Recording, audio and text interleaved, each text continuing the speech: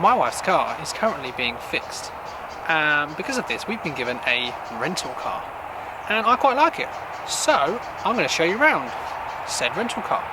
Let's have a look.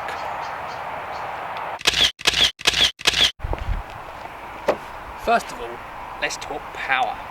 This Chevy Spark, all Chevy Sparks have a 1.4 litre engine with either a 5-speed manual transmission or a CVT automatic. This is the CVT as the rental, but the manual would be a lot better as it only has 97 horsepower.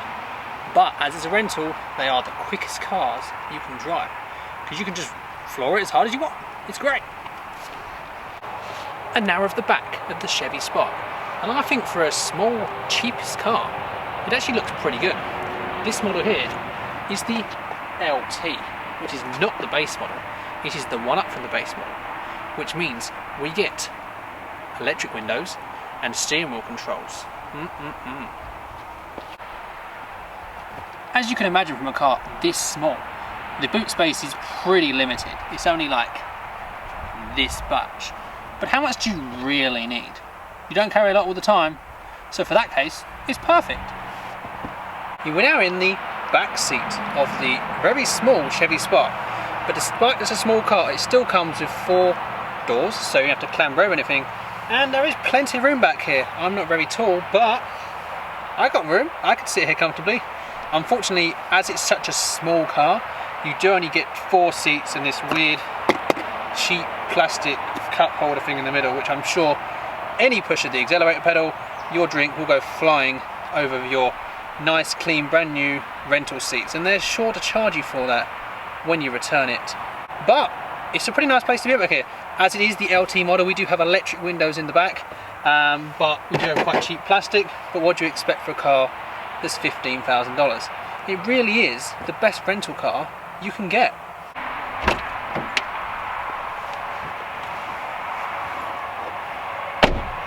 Now we're in the front of the amazing Chevy Spark. We actually have a pretty nice place to be.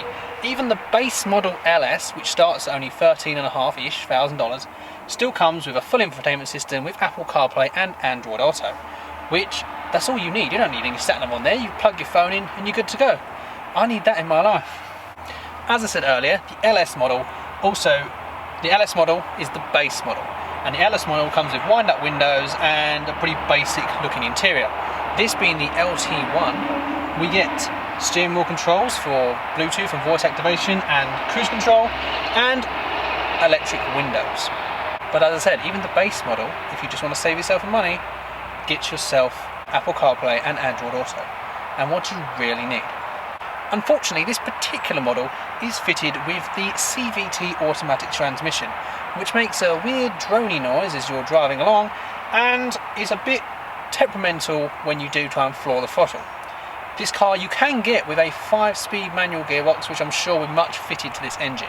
If I was buying this car, which you never know, I might do, I pretty like it, I would get the 5-speed manual. It would fit the engine a lot better. But as this is a rental car from Enterprise, they have to give it with an automatic.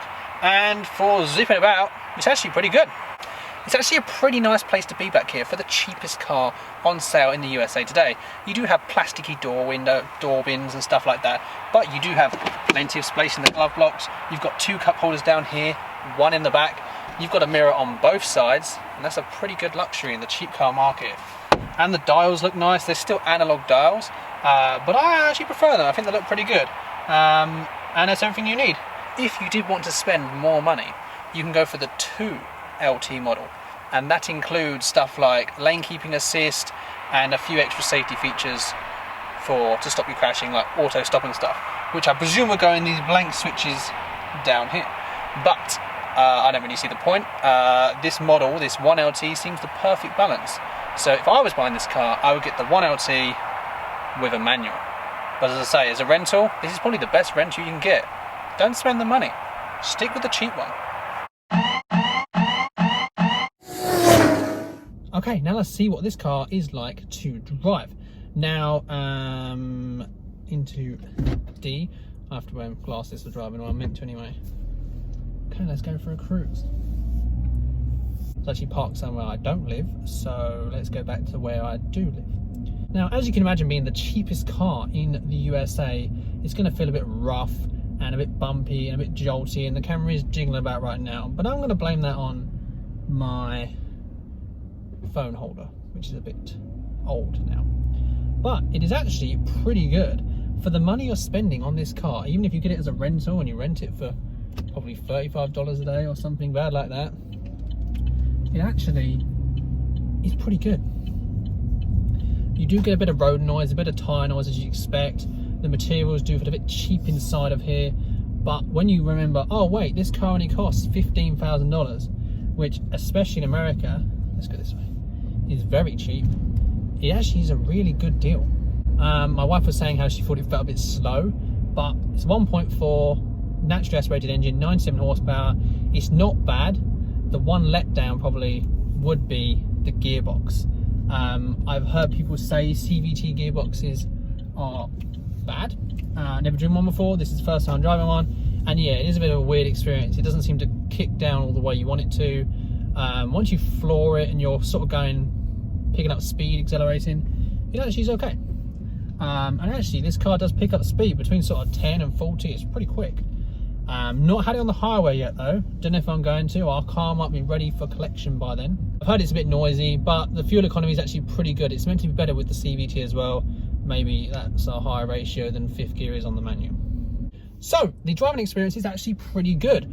For a small, cheap car, it actually handles really well. You can throw it around roundabouts. There's not many of those in America, but can you whip round corners quite quickly? And it does hold on pretty well. And I was actually surprised for the skinny tyres, and it's quite tall as well. It does actually whip round corners pretty good. It's not desperately slow. It's pretty good for the size of the car, I think. And with the manual gearbox, it's probably really fun to drive. It's quite fun as it is. Obviously, just flooring it between the lights. It's actually pretty good. So yeah, I would, if you were looking for a cheap car just to get you from A to B and something that's still going to be a bit fun, get one of these, because even on finance, it's probably going to be like less than $200 a month. Now this car has a claimed 0 to 60 time of 10.7 seconds. And I would try that out, but I'm in a residential street and I don't have a stopwatch or anyone else to help me, so we'll just go believing them. But it is fast enough to keep up with traffic, and I've not felt that it's too slow at all. It's actually pretty quick for what it is. It's a small car. Like, for the price, we keep going back to the price, but that's the whole reason you get one of these, is it's the cheapest car on sale in the USA, the cheapest new car. It's actually pretty quick for the price. Has a claimed top speed of 105 miles per hour, which I could probably believe. But if you can get up to 70, 75 mile an hour, what more do you need for the money? So that was just a quick look at the 2021 Chevrolet Spark 1LT with the CVT automatic gearbox, or the car we've been given while our Mini is being repaired again.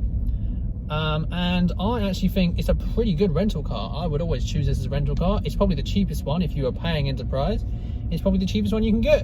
And if you do want a cheap car to whip around in, that's actually a pretty good size on the inside and has pretty good tech as standard, then go and buy one.